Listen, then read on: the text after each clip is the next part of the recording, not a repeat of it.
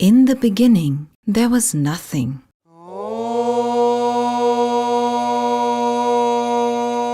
Pure potential, pure consciousness, pure mind. This was Purusha.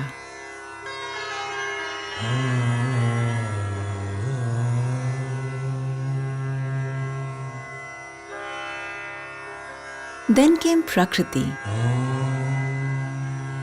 energy, nature. She brought Purusha to life.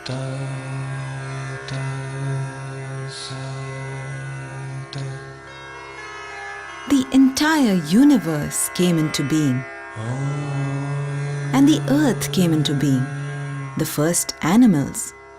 Then Purusha became Pashupati, lord of the beasts. He watched over the world with tenderness and realized that all creatures would suffer, endure pain and death. In compassion, he taught them the art of yoga. The first to hear this teaching was the snake Patanjali, and it was he who brought yoga to all mankind. They say that who heard him best was the serpent round his neck, Karkotaka, or Patanjali. And therefore Patanjali is visualized as a serpent because he sits next to Shiva and he heard every whisper and every breath. So he knows it better than others and he shared it with the world. Yoga is more than anything else, it's a practice, it's a discipline. It is your connection with something that is eternal, you can call it consciousness. It is that part of you that is untouched by anything. So yoga for me, as far as I understand, is to unite the body with the mind and taking body and mind together to be in par with the eternal, evergreen state of this self. Today, yoga is practiced by millions of people around the world. From the studios and gyms of America to the halls of culture in China, yoga has become one of the world's favorite holistic health practices. But what really is yoga? Where did it come from? What does its practice do for your body and your mind? How did yoga spread around the world? Can yoga bring you into balance with your deepest self and nature? Indian thought has always celebrated imagination, which is mana, the mind. So we are called Manava, animals who can imagine. Yoga enables our imagination to celebrate and understand nature in her totality. That's the point of yoga.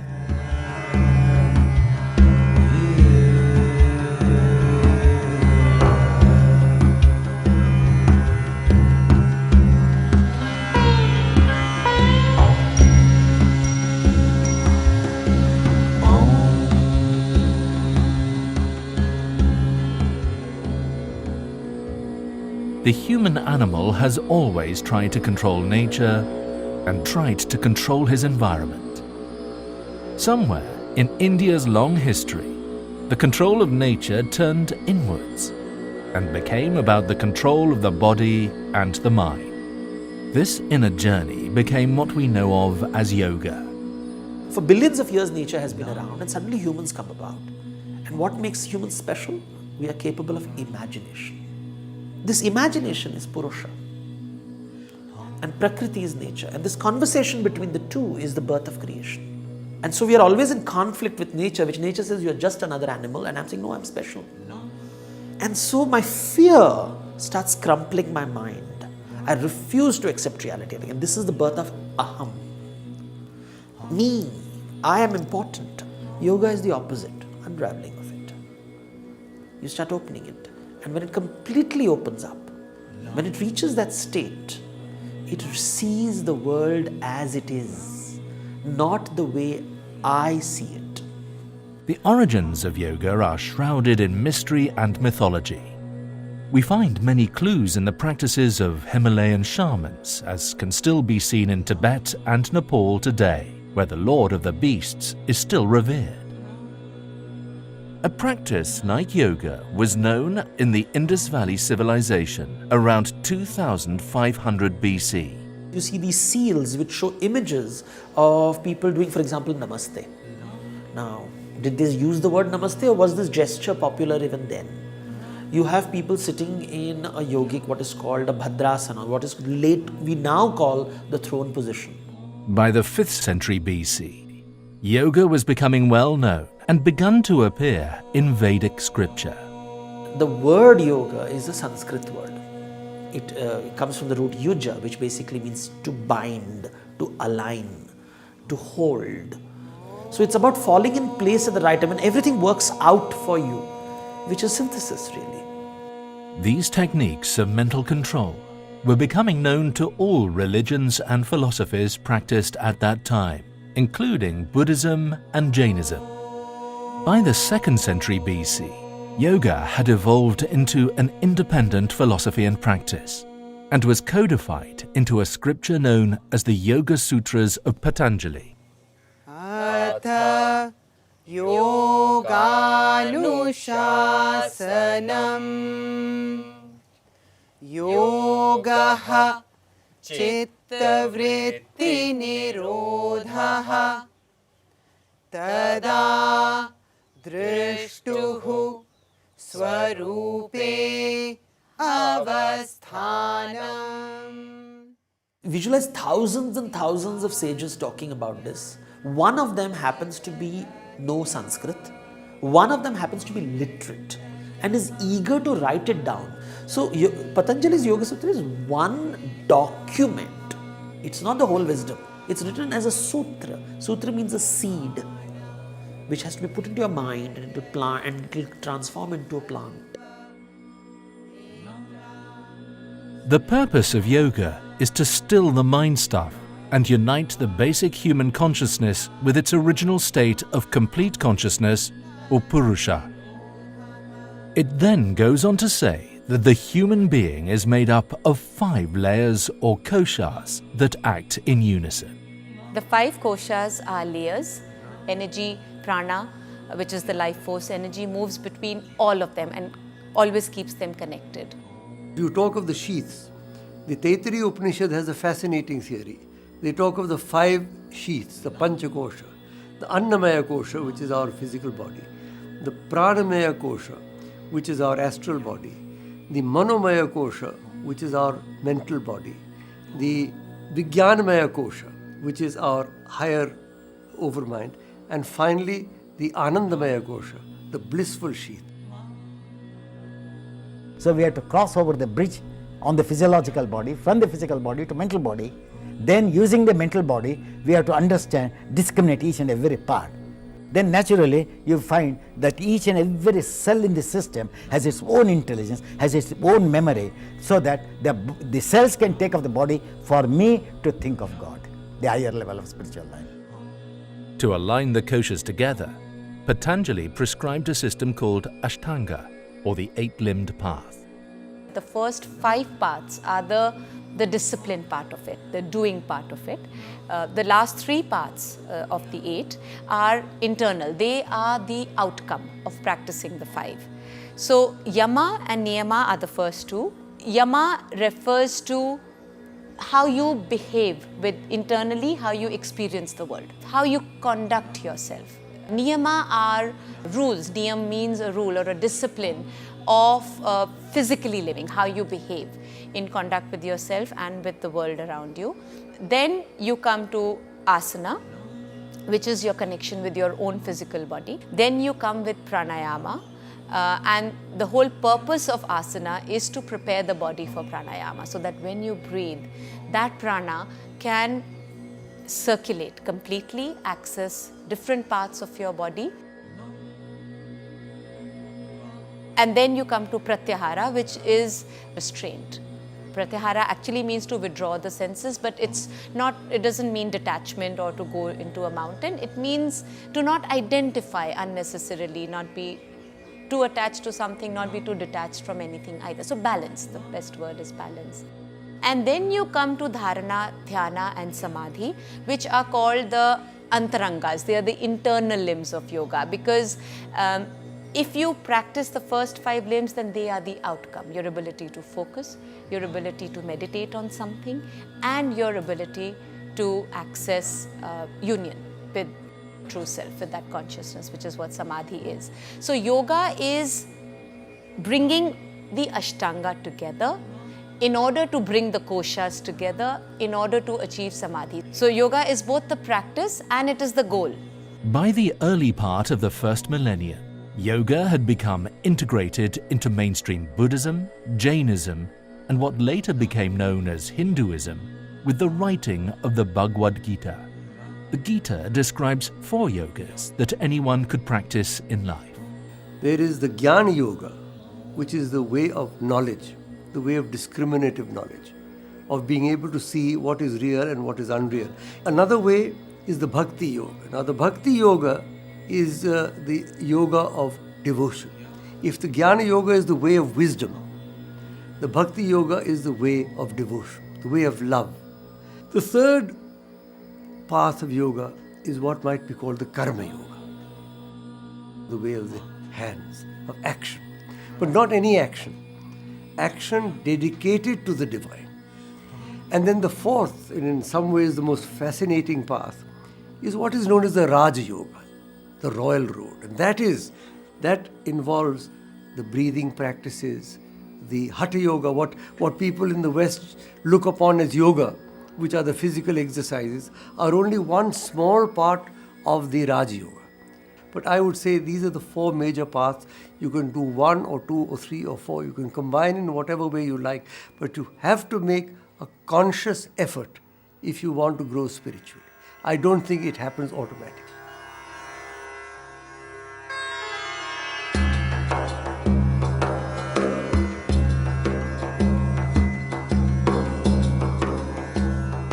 Once in Kailash, Shiva was teaching Parvati the secrets of yoga. Together they danced the cosmic dance.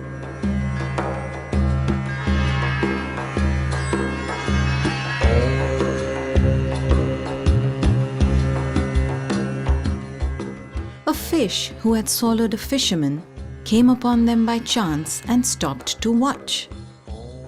As Shiva revealed the secrets of yoga to Parvati, the man inside the fish also listened carefully. When Shiva realized they were not alone, he was pleased and continued to teach the fish. He named the man Matsyendranath after the fish he was in. Shiva then sent him back to teach the world yoga. And this is how Hatha Yoga came into being. Now, why fish? Because fish is movement. It's not stillness. He comes to Kailas, which is stillness, and the fish, which is all about movement, tells the world. So Matsya as a means, it means life, it means movement, and he discovers the secret of stillness. He becomes the Nath. He shares it with the world.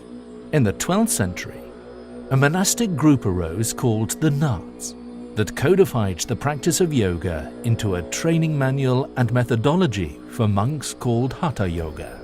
Hatha Yoga has been misinterpreted, certainly to a very great extent, as physical yoga. But Hatha means willpower. So mind is considered as the king, therefore the word Raja Yoga came, control of mind. Whereas willpower is stronger than mind. Yogis were encouraged to become celibate and detach from the world. And over 84 asanas were developed to tune the yogi into a higher state of physical and mental consciousness. Very essence of yoga, yoga's chitta vritti nirodha. When the chitta vrittis of the chitta, or the waves of the thoughts or waves of the consciousness is restrained, there is stability. So while practicing the asanas in a spiritual line, even Patanjali says stability of the mind will come by the practice of asanas, because there is no other movement except that posture. By that, you experience the state of infinity. These postures were first detailed in the 15th century through a book called the Hatha Yoga Pradipika. What this did was move yoga away from the lives of ordinary people and into secret schools and systems across India. You see these two schools emerging. One which says yoga is about withdrawing from the world, withdrawing from Prakriti, rejecting Prakriti. And this whole notion of purification by not connecting with the world. So I isolate myself completely. And the other tradition, which is the Gorakh tradition, which is the tradition of yoga which is communicating with the world, talking to the world. By the time the British colonized India from the 18th century onwards, yogis were seen as eccentric, dangerous madmen who lived at the edge of society and could do all kinds of magic and contortions. Indian Maharajas and the British rulers would regularly organize whimsical demonstrations of yogis and magicians, and India became known as the exotic land of mystical and magical powers. When the Europeans came to India, they were surprised by the exotic. They wanted to understand this exotic creature called India. And that's when the 18th century, this exotic India manifests itself to satisfy the gaze of the master. By the end of the 19th century, the word yoga had started to become well known in Europe and America through the work of the Theosophists and the arrival of Swami Vivekananda. He taught Americans the ideas behind Raja Yoga, and his little book became a Bible to all spiritual seekers and mystics in that period. In India, the Maharaja of Mysore was a great patron of yoga. His teacher was the legendary Krishnamacharya. Iyengar was his star student and gave most of the demonstration popularizing Hatha Yoga in Mysore and across India. In 1952, Yehudi Menuhin and Iyengar became good friends, and he arranged for Iyengar to demonstrate yoga in London, Zurich, Paris, and New York's Carnegie Hall. Audiences were amazed at Iyengar's yoga, and by 1966, he had published his first book called Light on Yoga. In the next few years, this became the Bible of the new yoga movement spreading around the world. The West, because of the Greek influence, has always celebrated the body.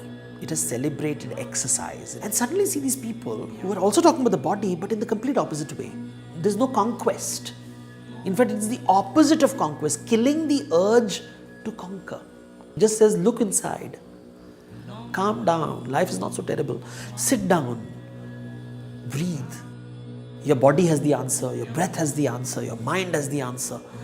These are conversations that didn't happen before, and these executives are like, this is like manna from heaven.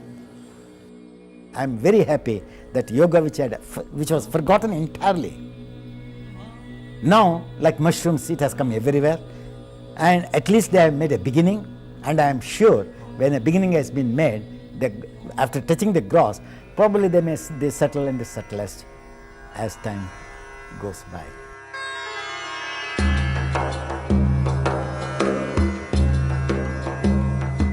Yoga has a profound effect on the human mind and body, and its healing powers have been known for over 2,000 years. It works not only on the joints, but also on the endocrine system, helping glands to function properly.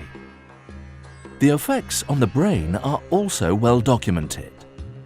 Today, scientists at India's NIMHANS are exploring the science of yoga and its effect on the brain. This is one of the areas which have been recognized way back in the motto, that alternative medicine, what we call as an alternative medicine, to be part of neurosciences and mental health. Apart from that, we also have an advanced center for yoga, which is about 5 years old. We have examined the yoga effects on the brain using MRI. There are some areas of the brain which get better following yoga, and there are some situations wherein when chanting of Om happens, there are areas of the brain which are changed for the betterment of the individual. When you keep chanting Om or any other thing, you read Quran, you read the Bible. When you keep reading it loud, you start resonating in your ears. From the ears, the electrical activity comes down and then it starts ascending up. Okay? As it ascends up, it causes a calming of it. How yoga could help us in the management of patients, for example, in mental health disorders, what we talked about as the stress. The stress is one of the important area which is now causing a lot of problem in the global scenario. Yoga is seen as a valid complementary practice to traditional medicine and is being recommended by doctors in India and around the world. Mainstream medicine sends people to us for rehabilitation, for what they call stress, and therefore cannot put a finger on it beyond that, or even lifestyle diseases which don't have a cure really. So I think people want to choose yoga which gives them, they come and people will say that makes me feel good, that makes me feel calm. So yoga, without soma there is no psycho, without psycho there is no soma. They go together. If you ask the word very chitta vritti nirodha, chitta is in the body, body is a form of chitta, a gross form of chitta. So psychosomatic science was used by Patanjali long ago without using the word psychosomatic science. So this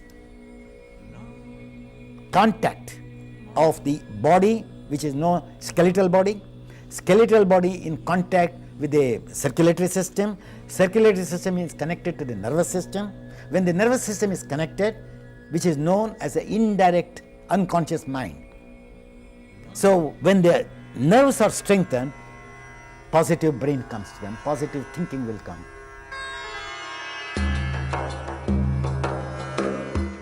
Today, over 20 million people practice yoga of some kind in America alone, and the phenomenon is spreading worldwide. In India, many advanced teaching and research institutions provide students and wellness seekers with access to some of the world's best teachers and practices in yoga. I think yoga is something which is beyond a culture or a nation. As a country with a very rich and one of the richest heritages in the world, it is our responsibility to nurture it. Suddenly people are looking inwards. The lotus has unfurled a little bit, so you're feeling a little bit more calmer, happier, seeing there's a value in the body talks to the mind, the breath talks to the mind. But come on, let's talk to the mind. The mind is still tight and it's still aggressive, and the simplest example of it is this obsession with wanting to own yoga.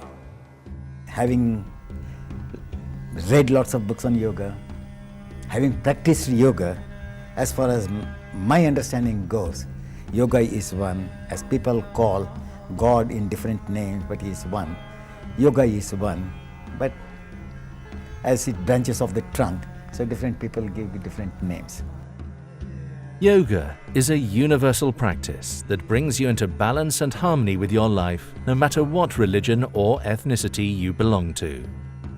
Awareness and attention, when they come together, there is no movement of intelligence, there is no movement of mind. So there is a state where my body, my mind, my breath finds no differences at all. I'm living, even now, though I'm talking to you, even my warmth of my toe, I can feel how much warm it is. At that time, what happens? There is no movement, there is no thought.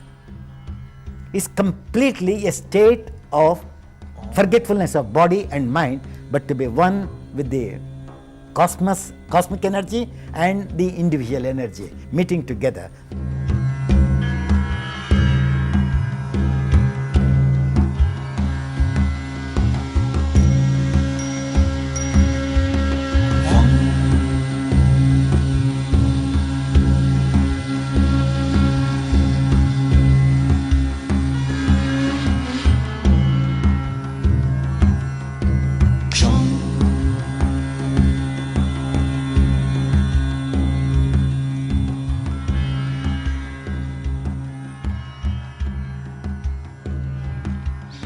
Shanti.